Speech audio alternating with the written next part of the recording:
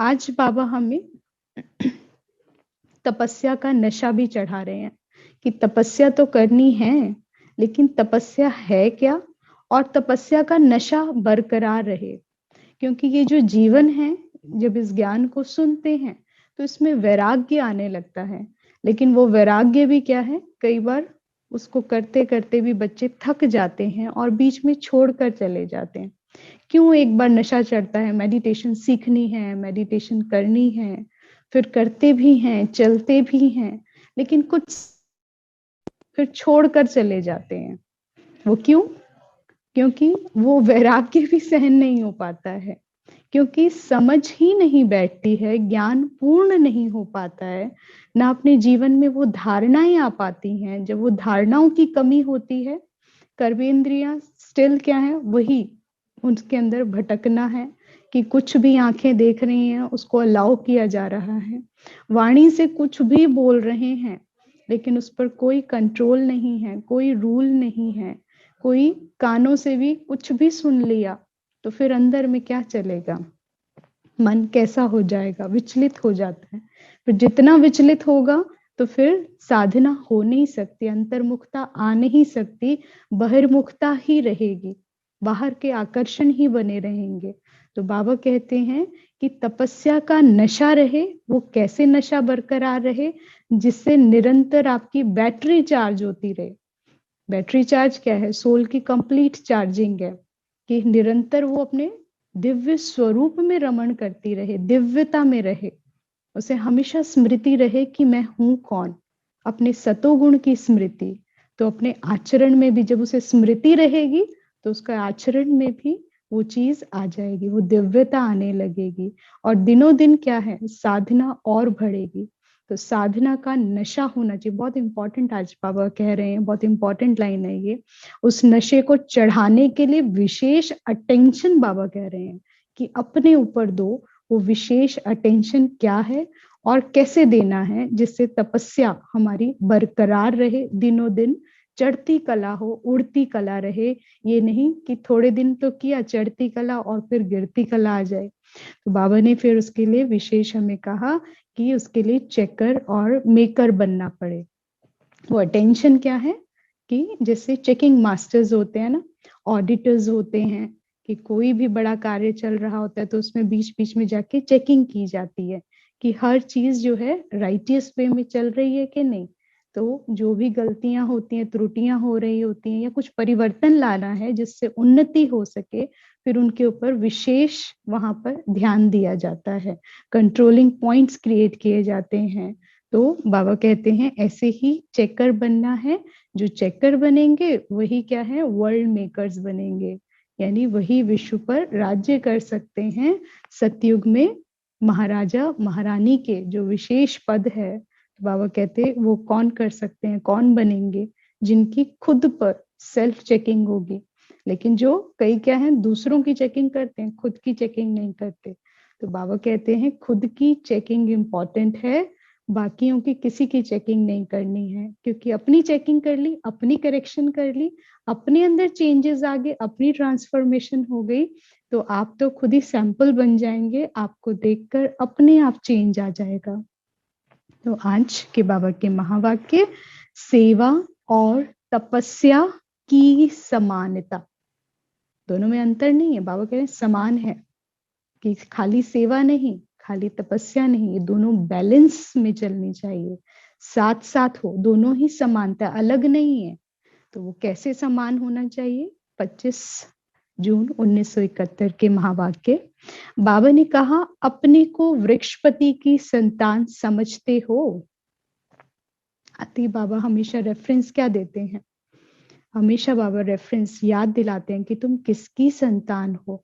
निराकार परमात्मा की हो। वो कैसा है? बीज है ना। तो बाबा कहते हैं उसी से सारा वृक्ष, हर एक आत्मा क्या है? परमात्मा से ही तो है। तो बाबा कहते हैं कि अपने को वृक्षपति की संतान समझते हो। किसकी संतान हो?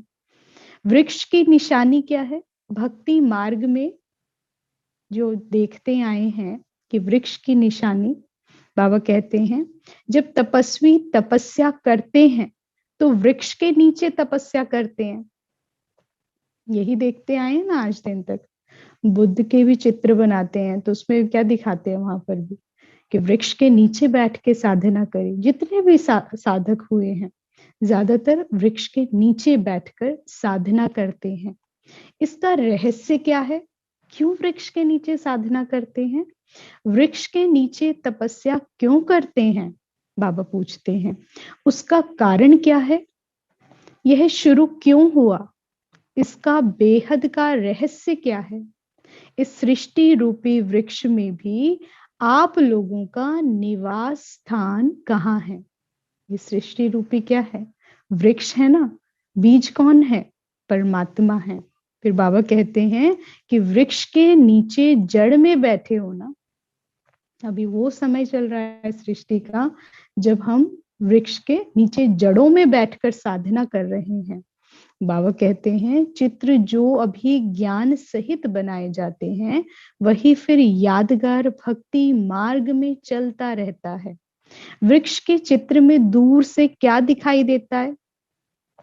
तपस्वी तपस्या कर रहे हैं। जैसे वृक्ष के नीचे तपस्वी बैठे हैं। वृक्ष के नीचे बैठने से ऑटोमेटिकली क्या होता है? क्यों नीचे बैठकर साधना करते हैं? क्या रहस्य है? बाबा कहते हैं जब वृक्ष के नीचे बैठते हैं, जहां बैठे होते हैं ना, उस स्थान की महिमा होती है, उसकी स्मृति होती है। तो बाबा कहते हैं ऐसे ही वृक्ष के जब नीचे बैठते हैं तो ऑटोमेटिकली क्या होता है कि जो वृक्ष की सारी नॉलेज है वो बुद्धि में आ जाती है। अब वृक्ष की सारी नॉलेज क्या है? कि कहाँ उसके पत्तियां हैं, कौन सा फल लगा है, सारी टाल टालियों, पूरा फूल पत्तियां कौन है, कैसी हैं, वो सारा नॉलेज उसका आ जाता है। यहाँ बाबा कौन से वृक्ष की बात करें, कौन सी टाल टालियों की बात कर रहे हैं? सृष्टि चक्र में कल्प वृक्ष हम जो पढ़ते हैं, जो समझते आए हैं, जो नई आत्माएं हैं उनके लिए थोड़ा बता रही हूँ कि जो कल्प वृक्ष का आपने पढ़ा उसमें टाल टालियां देखी, तना देखा कि दिव्य धर्म कैसे स्थापित होता है, सत्युग कैसे आता है, कौन सा पहले आदि सनातन देवी देवता धर्म होता है, फिर कैसे कैसे जो है कन्वर्जन्स होती हैं, कितने धर्म आते हैं, वो सारी टाल टालियां है ना। हर एक का अपना पीरियड है, हर एक का अपना सतो पीरियड भी होता है, फिर वो परिवर्तन होते होते हर एक का वो टाइम भी आता है। जैसे अभी कलयुग का हम देख रहे हैं कि कैसे आदि सनातन देवी देवता धर्म परिवर्तन हो चुका है। तो ऐसे ही बाबा कहते हैं कि जब वृक्ष की स्मृति रहती है तो कल्प वृक्ष की स्मृति से समझ में आता है कि हम जड़ों में बैठे हैं, सारा नॉलेज बुद्धि में आ जाता है। वृक्ष के नीचे बैठेंगे तो ना चाहते हुए भी फल फूल पत्तों आदि में अटेंशन जाता ही है ना। तो यह भी जब कल्प वृक्ष के नीचे फाउंडेशन में बैठते हो, जड़ों में बैठते हो, तो सारे वृक्ष का नॉलेज बुद्धि में ऑटोमेटिकली आ जाता है। जड़ में क्यों दिखा है कि यहीं से फिर जो पूरा कल्प तैयार होता है, फिर से नवयुग की रचना का समय है। तो संगम का समय कौन सा है? जब भगवान धरा पर आते हैं, बच्चों को साधना कराते हैं, क्योंकि विश्व की बादशाही यूं ही नहीं बढ़ जाएगी। समय कौन सा है? बादशाहों के आने का है, राजाओं का आने का समय है। सतयुग में क्या है? एक रिच वर्ल्ड है, रॉयल वर्ल्ड है। उसके अंदर कोई भी ऐसी गरीबी नहीं है, भूखमरी नहीं है। वहां पर क्या है? हर चीज संपन्न है। वो संपन्नता कैसे आती है, कब आती है? अभी इसी समय जब भगवान आके हमें ज्ञान सुनाते हैं, साधना कराते हैं, समृद्ध बनाते हैं, बुद्धि से समृद्ध बनाते हैं, आत्मा फिर से पतित से पावन बनती है और फिर संपूर्ण सृष्टि हम बदलते हैं, तो सारी प्रकृति में परिवर्तन आता है। ये तो वाइब्रेशंस और साइंटिस्ट ने भी प्रूव कर दिया है कि आपकी सोच पेड़ पौधों पर भी असर करती है, प्रकृति पर भी असर करती है। गुस्सा करते हैं तो कहते हैं कि मटके सूख जाते हैं, है ना। गुस्सा करते हैं तो पौधे सूख जाते हैं। और बाबा कहते हैं कि अपने आप को परिवर्तन करो, दिव्यता लाओ, सारी प्रकृति में परिवर्तन आ जाएगा, विश्व परिवर्तन होने लगेगा। तो बाबा हमें सिखाते हैं कि कैसे साधना करनी है, तपस्या करनी है। हर एक शब्द का अर्थ समझाते हैं। तो आज क्या समझा रहे हैं कि वृक्ष के नीचे बैठ साधना करने का अर्थ क्या है? बाबा ने कहा कि यह जो आपकी स्टेज है उसका यादगार भक्ति मार्ग में चला आया है। इसीलिए भक्ति मार्ग में जो कथाएं बना दी हैं, जो बातें हुई हैं, वो सारी कहाँ से शुरू हुआ? बाबा कहते हैं उस समय उसके लिए बीज अभी डलते हैं, तुम कर कर दिखाते हो, भगवान तुम्हें सिखा रहे हैं, पढ़ा रहे हैं। ये वो समय है जब आत्माओं को भगवान पढ़ाने आते हैं। और कैसे पढ़ाते हैं, कैसे परिवर्तन लाते हैं, कैसे पत्थर से पारस बुद्धि बनाते हैं। तो बाबा कहते हैं यह जो आपकी स्टेज है ये फिर यादगार बन जाता है। यह है प्रैक्टिकल तपस्या कर रहे हो। भक्ति मार्ग में फिर स्थूल वृक्ष के नीचे बैठकर तपस्या कर ली है, वहां पे कोई अर्थ नहीं पता ना। भक्ति में क्या है, समझ नहीं है, सिर्फ कर रहे हैं, अंधाधुंध कर रहे हैं, एक अंधविश्वास पे चल रहे हैं, परमात्मा को मानते हैं, जानते नहीं हैं। तो बाबा कहते हैं कि इस समय तुम समझकर, जानकर यथार्थ साधना करते हो। करवाता भी कौन है इस समय? गुरु कौन बनता है हमारा? स्वयं भगवान बनते हैं। डायरेक्ट गुरु, सदगुरु परमात्मा है, कोई ऊपर नहीं है, कोई मनुष्य नहीं है। तो बाबा कहते हैं फिर ना जानने के कारण फिर भक्ति मार्ग में, क्योंकि अंश तो रहते हैं ना, सारा कल्प क्या है, मेमोरी तो वही रहती है ना, आत्मा के अंदर सारी पावर है, समझ है, इसीलिए उसको स्मृति जागृत होती है। और उस जागृति के कारण, पूर्ण जागृति ना होने के कारण फिर क्या है, कुछ कुछ एक्ट करती रहती है। वही हमने भक्ति मार्ग में करा। भगवान का जानते नहीं थे, मानते थे। हमें पता है कि जो भी प्राप्ति होती है ईश्वर से होती है, इसलिए भक्ति शुरू कर दी, ढूंढना शुरू करा, खोजना शुरू करा।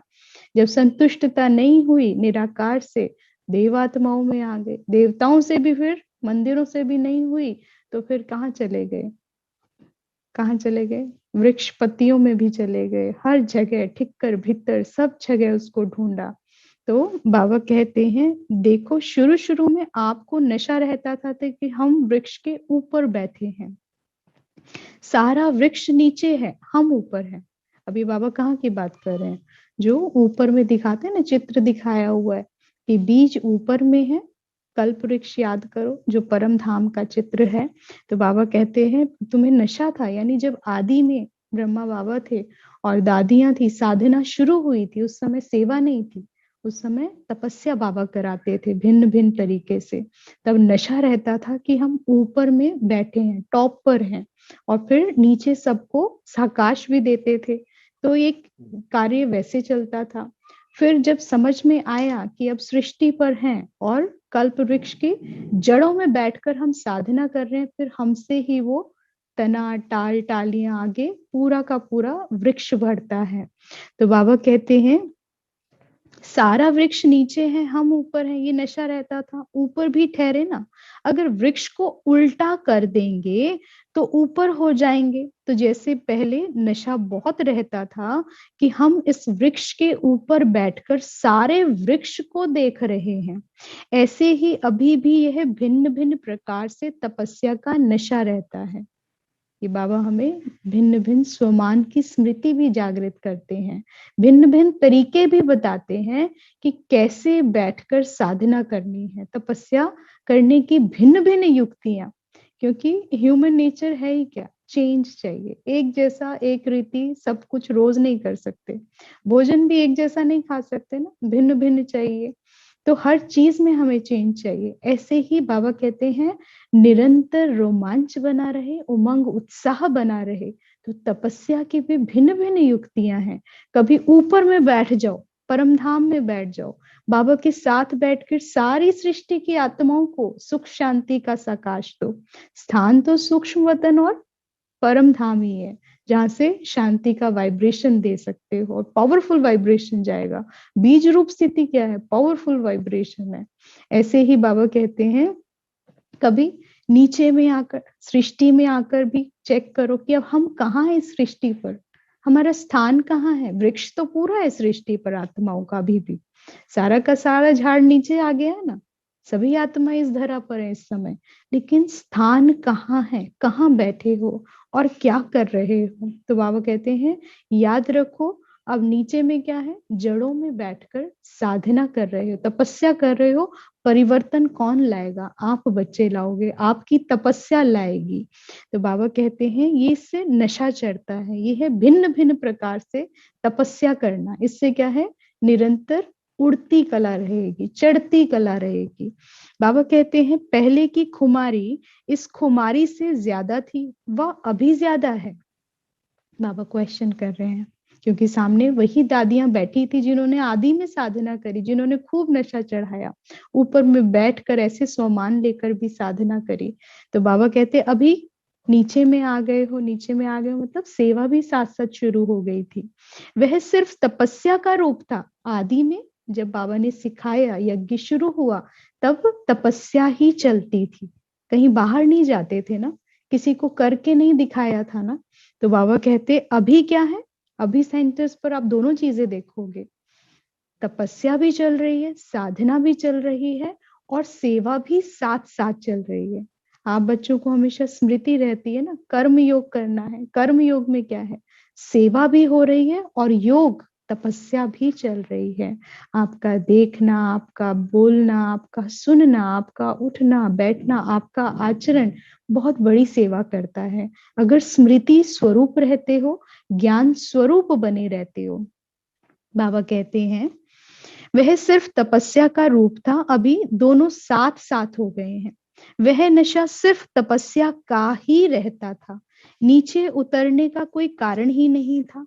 और जब तपस्या करते हैं, साधना करते हैं, खूब योग करते हैं, तो उस वक्त नशा खूब चढ़ता है। ये तो सभी को अनुभव है ना, कि अगर हम मौन रखें 1 घंटा भी, चाहे आधा दिन भी, या भट्टी भी करते हैं 2 से 4 घंटे की, तो उस वक्त क्या है, खूब नशा चढ़ जाता है, खूब ताकत आती है। और निरंतर यही नशा रहता है कि ये नशा चढ़ा रहे, बाबा की याद बनी रहे, हमारी दृष्टि, हमारी वृत्ति, हमारी कृति, सभी कुछ बाबा की याद में होनी चाहिए। तो बाबा कहते हैं और अभी तपस्या और सेवा दोनों ही साथ साथ चलती है। अभी और मजा भी है, अभी नशा ज्यादा होना चाहिए बच्चों के अंदर, कि सेवा भी साथ चल रही है और तपस्या भी साथ चल रही है, दोनों चीजें साथ साथ हो रही हैं, दोनों कार्य चल रहे हैं। तो बीच बीच में अपने आप को नशा चढ़ाने का खास अटेंशन रखना चाहिए। इसको ही बैटरी चार्ज कहते हैं। भले बाबा कहते हैं कोई भी सेवा करो, कोई भी कर्म करो, लेकिन बीच बीच में जो बाबा बता रहे हैं ना आज, कि तपस्या का नशा चढ़ाना है, बीच बीच में अपनी बैटरी को चार्ज करने के लिए कोई कोई युक्तियां, नए नए स्वमान अपने आप से ढूंढो, अपने आप से निकालो, कि अब कैसे अपने मन की अवस्था को और उड़ान भरो, कौन सी अवस्था पे टिकाऊं, कौन सा सोमान दूं कि ये बाप समान बन जाए, मेरी स्थिति कैसी होनी चाहिए। भगवान जो सोचते हैं, अगर भगवान ये एक्ट करते, तो बाबा की सोच क्या होती, किस सोच से, किस संकल्प से, किस स्वमान में, किस नशे से बाबा इस कर्म को करते। क्योंकि जब देवात्माओं के लिए हम गायन करते हैं, कोई भी कीर्तन सुनाते हैं, उसमें क्या है कि हर एक बात तो सिंपल है, लेकिन उस बात का कीर्तन हो गया, उसका गायन हो गया, क्योंकि उसमें वो जो याद बनी हुई थी उनकी, उस याद से जो वाइब्रेशन फैलता था, उससे कर्म पावरफुल हो गया, उस कर्म का गायन हो जाता है। कर्म तो सिंपल ही है, सभी को भोजन करना है, सभी को नृत्य भी करना है, सभी को सब कुछ करने हैं, हर कार्य करने हैं, लेकिन कृष्ण का गायन हो गया, देवात्माओं का गायन हो गया। लड्डू आप भी खाते हो, लेकिन गणेश जी के लड्डू का गायन हो गया, उसका प्रसाद बनता है। लड्डू को देखते हैं तो श्री गणेश का भोग याद आ जाता है। ऐसा क्या था, और हम भी वही करते हैं, लेकिन अंतर कहाँ है, वो स्मृति, वो संकल्प, वो सोच, वो कर्म करते हुए क्या पावरफुल संकल्प क्रिएट किया कि उसका गायन हो गया, वो प्रसाद के रूप में ग्रहण होने लगा, आज भोग लगते हैं। लेकिन हम भी करते हैं, हम भी बनाते हैं, लेकिन हमारा गायन नहीं हो रहा, कीर्तन नहीं हो रहा, क्योंकि संकल्प बहुत छोटे हैं। सोच कैसी रहती है, साधारण रहती है, ऑर्डिनरी थॉट्स रहते हैं। इसलिए बाबा क्या कहते हैं, हाईएस्ट अपने क्वालिटी के थॉट्स क्रिएट करो, एलिवेटेड थॉट्स हो, ऐसे स्वमान बनाओ और उस अवस्था में स्थित होकर कर्म करो कि वो सेवा हो जाए, उसका गायन होने लगे। तो बाबा कहते हैं ऐसा रोज नशा चढ़ाना, नशा चढ़ाना स्वमान में आना ही नशा चढ़ाना है। भिन्न भिन्न स्वमान की, पीछे भी बाबा के महावाक्य थे ना, भिन्न भिन्न स्वमान की माला जपते रहो, यानी हर कर्म करते हुए एक नया स्वमान हो, शक्तिशाली स्वमान हो, उस स्वमान में स्थित रहकर कर्म करो। बाबा कहते हैं इसको ही बैटरी चार्ज कहते हैं। ऐसे अनुभव करेंगे जैसे सच सच वृक्ष सारा इमर्ज रूप में है और हम साक्षी होकर इस वृक्ष को देख रहे हैं। यह भी नशा बहुत खुशी दिलाता है, शक्ति दिलाता है। यह भी नशा बहुत खुशी दिलाता है, शक्ति दिलाता है। इसलिए वृक्षपति और वृक्ष का गायन बहुत है। तो ऐसे भिन्न भिन्न प्रकार की सेवा करते हुए भी तपस्या का बल अपने में आपे ही भरते रहना है, जिससे तपस्या और सेवा दोनों कंबाइंड और एक साथ होते रहेंगे। बाबा ने क्या कहा, बहुत इंपॉर्टेंट बात कही है कि तपस्या और सेवा दोनों कंबाइंड होते रहें, और उसके लिए भिन्न भिन्न अपना युक्तियों से अपना नशा चढ़ाना है। कौन सा नशा चढ़ाना है? भगवान की याद का यथार्थ योग करना है, जिसे बाबा कहते हैं राजयोग। राजयोगी की पहचान ही क्या है? वो निरंतर कर्म योगी होगा और हमेशा अपने ऊंचे ते ऊंचे स्वमान में स्थित होकर कर्म करेगा। बाबा कहते हैं नहीं, दोनों साथ साथ होने चाहिए, सेवा भी और तपस्या भी कंबाइंड रूप है ना, तो इसके बीच बीच में चेकिंग करनी पड़ेगी। बहुत इंपॉर्टेंट अंडरलाइन करने वाली बात है कि जब भी कर्म करते हो बीच बीच में अपने योग की, अपने कनेक्शन की, अपने स्वमान की चेकिंग करो। कहीं ऐसा तो नहीं मैं केवल सेवा ही कर रहा हूं। अगर आप उसे सेवा समझ रहे हो, आपको अपना स्वमान नहीं याद है, आपको अपनी स्मृति नहीं है, जो बाबा योग की युक्तियां बताते हैं उसकी स्मृतियां ही नहीं है, केवल कर्म कर रहे हो, वो सेवा नहीं रहेगी, फिर वो केवल कर्म हो जाएगा, ऑर्डिनरी काम हो जाएगा। जैसे घर में आप कुछ भी करो सिंपल ऑर्डिनरी थॉट से करते हैं, ऐसे ही चाहे बाबा के यज्ञ की सेवा भी कर रहे हो तो वो भी ऑर्डिनरी हो जाएगा, अगर उसमें स्मृति नहीं है।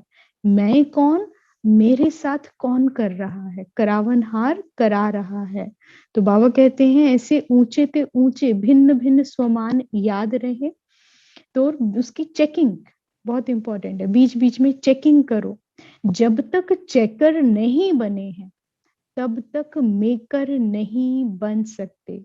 वर्ल्ड मेकर व पीस मेकर, शांति को स्थापित करने वाले, विश्व में शांति लाने वाले, सत्य को लाने वाले, बाबा कहते हैं जो ये गायन है वह तब तक नहीं बन सकते जब तक चेकर नहीं बनते। और चेकर किसके? किसी और के नहीं।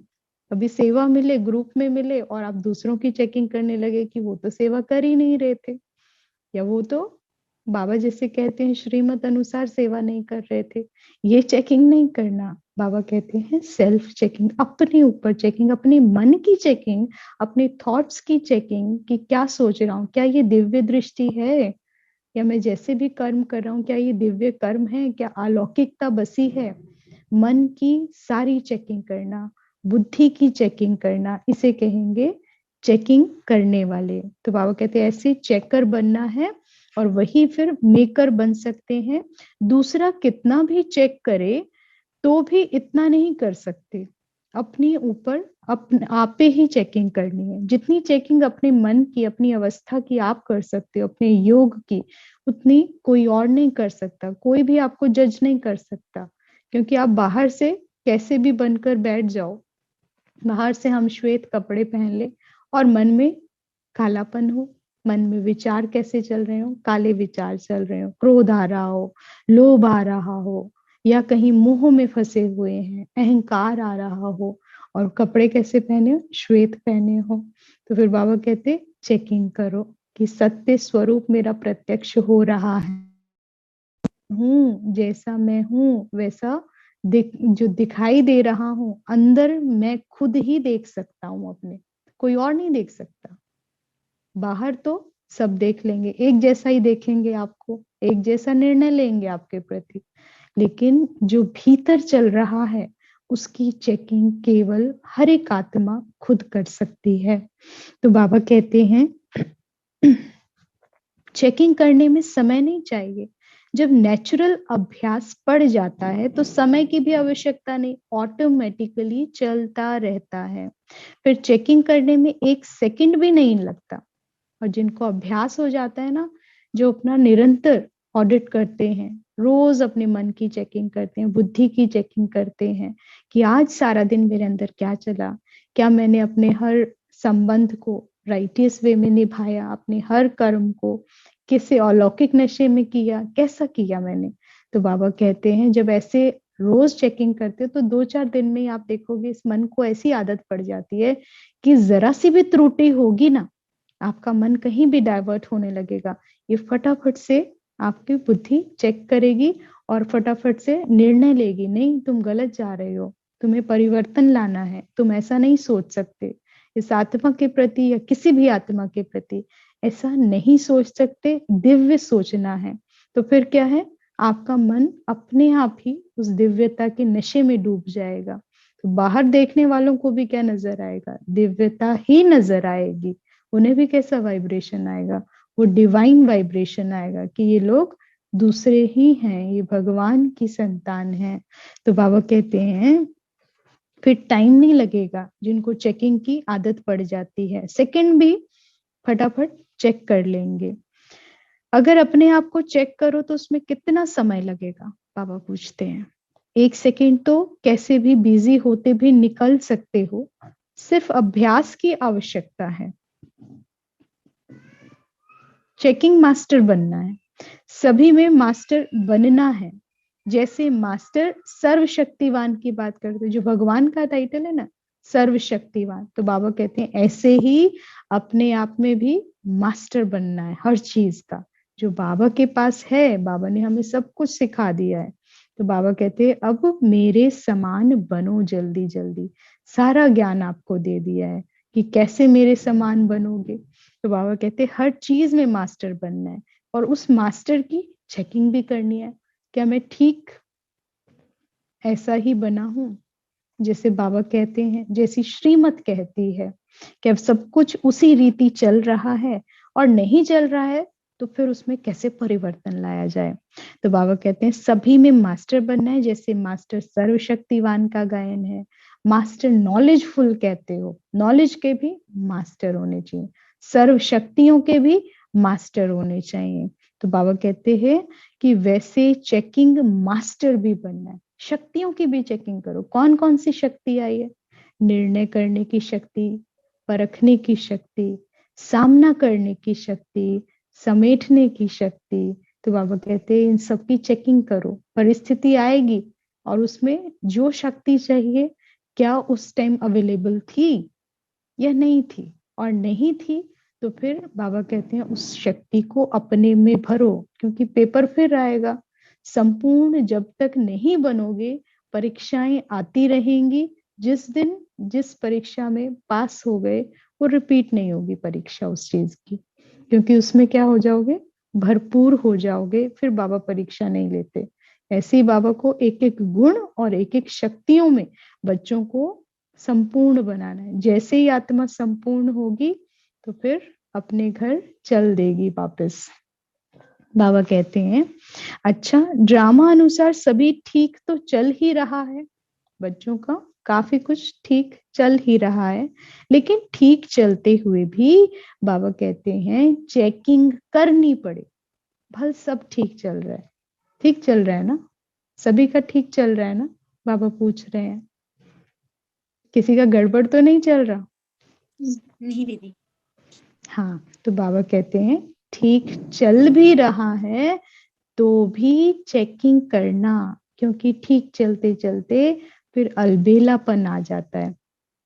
भल सब ठीक चल रहा है, लेकिन आप अपने मन की अवस्था की निरंतर चेकिंग करो। और वो चेकिंग क्या करनी है? और आगे जाना है मुझे। कल का मेरा दिन जितना बेहतर गया उस पर खुश नहीं होना। भले आज रोज हमारे दिन बेहतर चल रहे हैं, हम दूसरों की तरह नहीं रोते बिलखते नहीं है, टेंशन में नहीं जी रहे हैं, तो बाबा कहते इससे खुश नहीं हो जाना है, इतने में खुश नहीं होना है। बाबा कहते हैं तुम पुरुषार्थ कर रहे हो, तुम तपस्वी हो, तुम सेवाधारी हो। तुम्हारी निरंतर सोच क्या चलनी चाहिए? जो कल सेवा करे आज उससे भी ऊंचे नशे में करनी है। आज सारे दिन में जो भी सेवा आए, जो भी कर्म आए, जो भी बात आए, उसमें मेरी स्थिति और ऊंची होनी चाहिए। कि बाबा यहाँ होते इसमें तो वो कैसा करते। रोज बस यही चेकिंग करनी है, मेरी जगह बाबा इस स्थान पर इस परिस्थिति में खड़े होते तो बाबा कैसा सोचते। बस वही सोचना है और वही प्रैक्टिकल में लाना है। उससे क्या है, निरंतर बाप समान स्थिति बन ही जाएगी। जिसको सोचोगे उसको कैच कर लोगे। बाबा को सोचोगे, बाबा की वाइब्रेशंस को कैच करोगे, अपने आप वैसे ही थॉट्स चलेंगे। इतने एलिवेटेड थॉट्स अपने आप आएंगे, स्वतः आएंगे।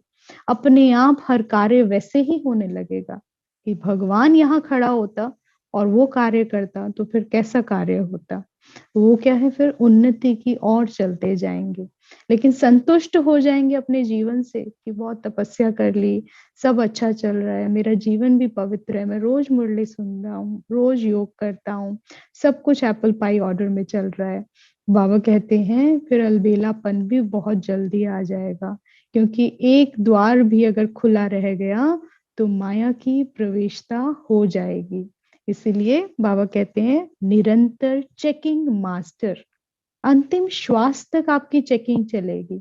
लेकिन अगर चेकिंग मास्टर अभी बन जाएंगे तो अंतिम समय में चेकिंग की जरूरत ही नहीं पड़ेगी। इतने परफेक्ट जूल होंगे, इतना सहज इस बॉडी से अलग हो जाएंगे कि जैसे मक्खन से बाबा कहते हैं बाल निकलता है, इतना स्मूथ हो जाएगा।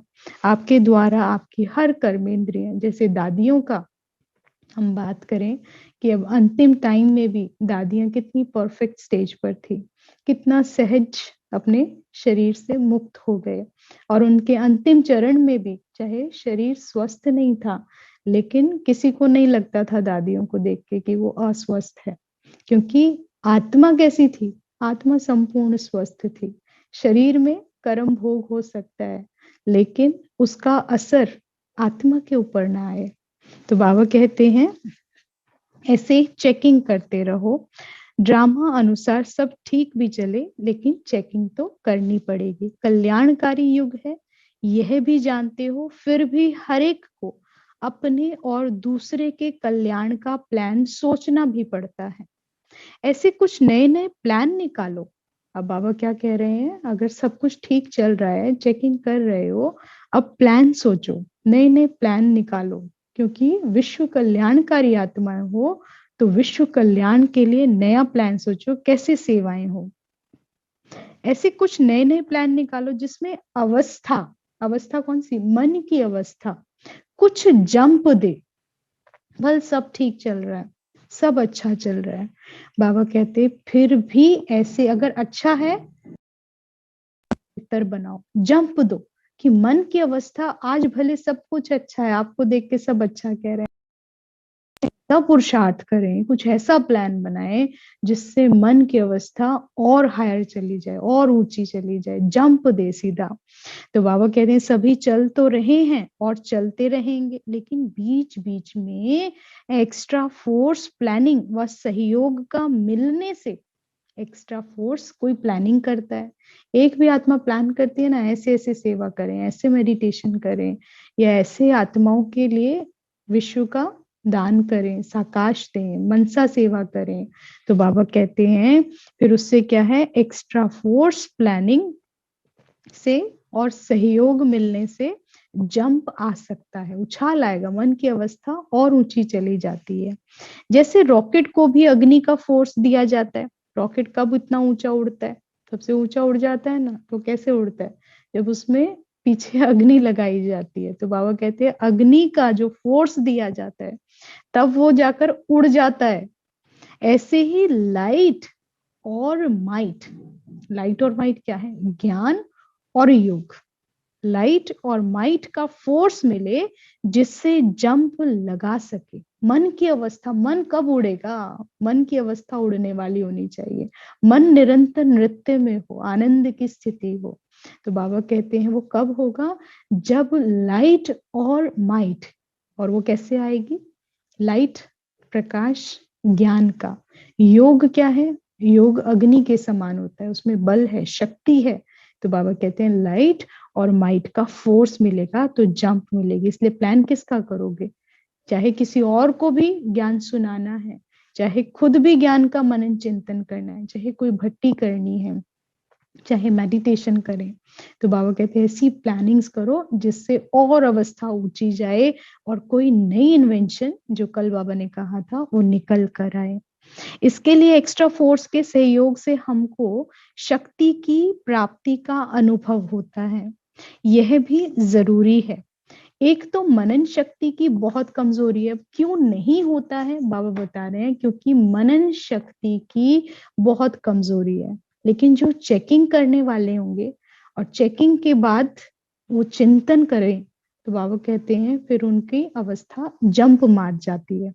लेकिन कई चेकिंग तो कर लेते हैं, हाँ कमी है, लेकिन वो फिर उस त्रुटि को एक्सेप्ट करते रहते हैं, हाँ मुझ में है, नहीं चेंज हो रहा, ऐसा ही चलता रहता है, ये तो मेरी अंदर प्रॉब्लम ही है, उसको कह के छोड़ देते हैं।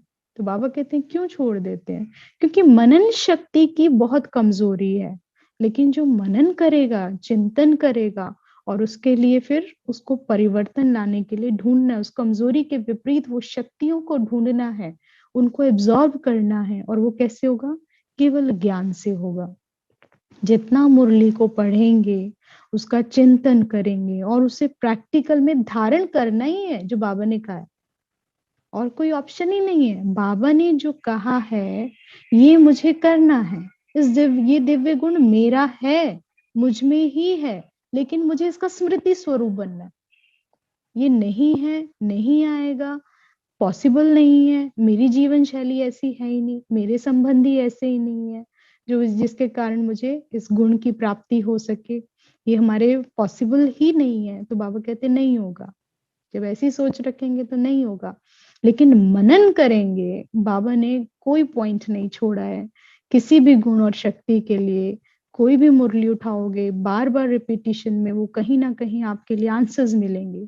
और हम बच्चे इतने लकी हैं कि जो संकल्प चलता है अपने लिए, वो जरूर नेक्स्ट डे मुरली में उसका आंसर आता है। ऐसा होता ही नहीं है, हर बच्चे का अनुभव है, हर एक का अनुभव बोलता है कि जो मेरे अंदर चलता है, संकल्प चलते यानी मनन चला है ना, अब बाबा उसको खोज कर आंसर ला कर देता है। क्योंकि टीचर क्या है, ये बात कहाँ तक जा रही है? टीचर के पास जा रही है। सुप्रीम टीचर को आंसर करना है, कहाँ से करता है वो? मुरली ही तो माध्यम है जहां से वो आंसर करता है। तो बाबा कहते हैं लेकिन आपको मनन करना होगा, बाबा के साथ बैठना होगा, आंसर जरूर मिलेगा। आंसर मिलेगा, उसका स्मृति स्वरूप, धारणा क्या है? स्मृति स्वरूप, उसे याद करना है, बार बार प्रैक्टिस करनी है। जितना प्रैक्टिस करेंगे, बार बार याद करेंगे, वो अपने आप आपके अंदर एब्जॉर्ब हो जाएगा, वो आपकी स्मृति बन जाएगी। और फिर जब उसके विपरीत कोई भी परीक्षा आएगी तो आपको स्मृति आएगी। करना क्या है, कैसे करना है, स्मृति आते ही बाबा का साथ मिलता है, उसको हेल्प मिलती है और पावर मिलती है। तो वहां पर फिर वो आपका मुख्य गुण बन जाता है, आपकी शक्तियां, आपके गुण वो आपका हिस्सा बन जाते हैं, अलग नहीं रहते हैं आपसे। तो बाबा कहते हैं इसलिए मेजॉरिटी की यही रिपोर्ट है कि व्यर्थ संकल्प को कंट्रोल कैसे करें। अब बाबा के पास क्वेश्चन आते हैं ना, इसीलिए बाबा बता रहे हैं कि मेजॉरिटी, नाम तो नहीं लेंगे किसी का, लेकिन बाबा कैसे बात करते हैं, मेजॉरिटी की यह रिपोर्ट है कि व्यर्थ संकल्पों को कंट्रोल कैसे करें, यही सबसे बड़ा एजेंडा है। व्यर्थ नहीं समेटा जा रहा है। तो बाबा कह रहे हैं इस मुख्य कमजोरी को कैसे चेकअप करें, इसको खत्म करें, इसके लिए प्लान सोचना है, फिर चेकिंग करनी है। और जब चेक करोगे कि कब व्यर्थ किस समय उत्पन्न होता है, व्यर्थ ज्यादातर तब आता है जब खाली बैठते हैं, जब कोई काम नहीं है, कोई भी चीज का अभ्यास नहीं कर रहे हो, ज्ञान नहीं पढ़ोगे, योग नहीं करोगे, कर्म योग नहीं कर रहे हो, व्यर्थ का सुन रहे हो और व्यर्थ बोल रहे हो, तो फिर अंदर में क्या चलेगा? व्यर्थ ही तो चलेगा। तो बाबा कहते कब कहाँ कैसे आता है चेकिंग कर लो ना, और फिर उसके बाद अप्लाई कर दो जितने भी स्वमान बाबा ने दिए हैं। बाबा ने भिन्न भिन्न युक्तियां बताई है कि कभी ऊपर में बैठकर साधना करो, ऊपर से बैठकर नीचे साकाश दो, कभी नीचे जड़ों में बैठकर सारे वृक्ष को साकाश दो। तो कितने तरीके बाबा ने अनेक अनेक भिन्न भिन्न तरीके रोज बताते हैं। सृष्टि चक्र पर बैठ जाओ, विश्व के ग्लोब पर बैठ जाओ, सूक्ष्म वतन में आ जाओ, फरिश्ते बनकर सेवा करो, इष्ट देव देवी का बाबा कहते हैं उस संकल्प में बैठ जाओ, आदि को याद करो, अनादि को याद करो। कितनी भिन्न युक्तियां बताई हैं। बाबा कहते हैं फिर क्या व्यर्थ चलेगा? फिर चेक करना। तो बाबा कहते हैं इसे जड़ से खत्म करो, इसके लिए प्लान सोचो। कहाँ हो रही है लीकेज? कब स्टार्ट होती है व्यर्थ की लीकेज? किस पॉइंट पर होती है? किस संबंध से होती है?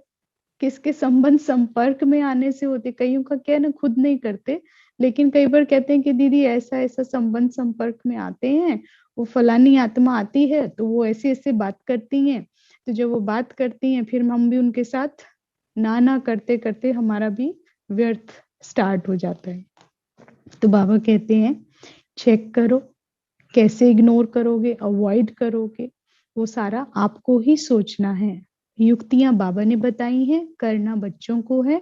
कमजोरियों का तो मालूम पड़ ही जाता है, उस पर समझानी मिलने से अंदर दब तो जाती है, लेकिन संस्कारों को खत्म नहीं कर सकते। इसलिए थोड़े समय के बाद मेजॉरिटी की फिर यही रिपोर्ट होती है, भट्टी आदि से भी एक्स्ट्रा फोर्स मिलता है, कुछ ना कुछ परिवर्तन होता है, लेकिन यह जो फोर्स यहाँ से ले जाते हैं वह सदा काल रहे। इसके लिए प्लान सोचो। बहुतों की कंप्लेंट रहती है कि शक्ति नहीं है, नॉलेज है, लेकिन नॉलेज को जो लाइट और माइट कहा जाता है, तो नॉलेज द्वारा अपने में शक्ति कैसे भरे, वह तरीका नहीं आता है। जैसे अपने पास माचिस हो, लेकिन माचिस से आग निकालने का तरीका नहीं आता है। जैसे अपने पास माचिस होते हुए भी उसे जलाना नहीं आता है। तो बाबा कहते हैं ना आने के कारण कार्य सिद्ध नहीं कर सकते हो। तो नॉलेज तो सभी को है, लेकिन नॉलेज से कोई तो लाइट और माइट का अनुभव करते हैं। कोई मुरली पढ़ते हैं ना, एक बार भी सुन लेते हैं तो उसी से ही उनको बहुत आनंद की प्राप्ति हो जाती है, वहीं मन स्थिर हो जाता है और वहीं अवस्था मन की बहुत ऊंची चली जाती है। बाबा कहते हैं लाइट और माइट मिल जाती है। लेकिन कई कैसे है? बाबा कहते हैं और कोई सिर्फ नॉलेज को समझ वर्णन करते हैं। सुन लिया, समझ लिया, वर्णन कर दिया दूसरों को बताने के लिए, लेकिन अपना ही फियर खत्म नहीं हुआ, अपनी ही ओवर थिंकिंग नहीं बंद हुई आज तक, अपनी ही एंजाइटी बंद नहीं हुई, अपना ही स्ट्रेस खत्म नहीं हुआ, लेकिन दूसरों को सुनाना हो तो फटाफट सुना देते हैं। तो बाबा कहते हैं कुछ में समझ जाते हैं, वर्णन करते हैं। लाइट माइट लेने का मतलब क्या है कि बाबा की मुरली का मनन चिंतन हो और फिर उसको अपने ऊपर प्रैक्टिकल, बाबा पहले कहते हैं खुद पे अप्लाई करो। आपके अंदर स्टोरेज होगी शांति की, सुख की, आनंद की, तो वो रेडिएट करेगी, वाइब्रेट करेगी। जो भी संबंध संपर्क में आएगा उसको ज्ञान के बोल भी नहीं सुनाने पड़ेंगे, आपके ऑरा में बैठकर ही वो बेहद शांति प्राप्त हो जाएगी। कहेंगे आपसे मिलकर ही खुशी होती है, आपको देखकर ही खुशी हो जाती है, आपके पास बैठ के बहुत शांति मिलती है। इसका मतलब क्या है? कोई ज्ञान सुनाया उनको? नहीं। बाबा कहते हैं लाइट और माइट देनी है। माचिस का बाबा एग्जाम्पल दे रहे हैं ना, कि अगर माचिस होते हुए भी किसी को उससे लाइट उत्पन्न करनी ना आए, आग जलानी ना आए, तो फिर क्या कहेंगे? नॉलेज द्वारा अपने में माइट कैसे लाए? नॉलेज से माइट कैसे लानी है, शक्तियां कैसे लानी है? योग से। नॉलेज आधार है योग का, कैसे योग करना है, और योग से शक्तियां प्राप्त होती हैं। बाबा कहते हैं वह भिन्न भिन्न युक्तियां द्वारा बल भरना है, जिससे जंप खाते रहे, ऊंचाई पर उड़ते रहे। योग से ऊंची अवस्था प्राप्त करोगे, लेकिन योग कैसे लगेगा जिससे ऊंची अवस्था प्राप्त हो? उसके लिए यथार्थ ज्ञान होना बहुत जरूरी है। योग करना कैसे है, कैसे उसको अप्लाई करना है, कैसे स्वमान में बैठना है, कैसे फिर उसका स्वमान से स्वरूप बनना है, जो हमने पढ़ा है। तो बाबा कहते हैं फिर जंप खाएंगे। अच्छा, ये थे आज के बाबा के महावाक्य। विशेष बाबा ने इसमें चेकर बनने के लिए कहा है। जो चेकर बनते हैं फिर वही वर्ल्ड मेकर, पीस मेकर बनते हैं। और बाबा कहते हैं यही फिर तुम्हारा गायन है। तो अपने आप को चेक करने से अपनी उन्नति कर सकते हो। तपस्या का नशा चढ़ाना है। नशा चढ़ाने के लिए विशेष अटेंशन, बाबा ने कहा खास अटेंशन देना है, जिससे बैटरी चार्ज हो सके। और जितनी बैटरी चार्ज होगी उतना ही फिर क्या है, मन जंप खाएगा, ऊंची अवस्था पर रहेगा। चेकिंग मास्टर बनना है। बाबा ने कहा मनन शक्ति की बच्चों में कमजोरी है, व्यर्थ चलता है, इसीलिए बाबा कहते हैं फिर जंप नहीं खा सकते हैं। उसके लिए क्या चाहिए? बाबा ने कहा ज्ञान चाहिए, एक्स्ट्रा फोर्स चाहिए। और वो एक्स्ट्रा फोर्स कैसे आएगा? प्लानिंग से आएगा। प्लानिंग करो, कैसे चेकिंग करनी है, फिर कैसे एक्स्ट्रा फोर्स के लिए प्लानिंग, और कैसे सहयोग एक दूसरे को देना है, जिससे मन की अवस्था ऊंची रहे, जंप खाती रहे। ये थे बाबा के आज के महावाक्य। सेवा और तपस्या की समानता।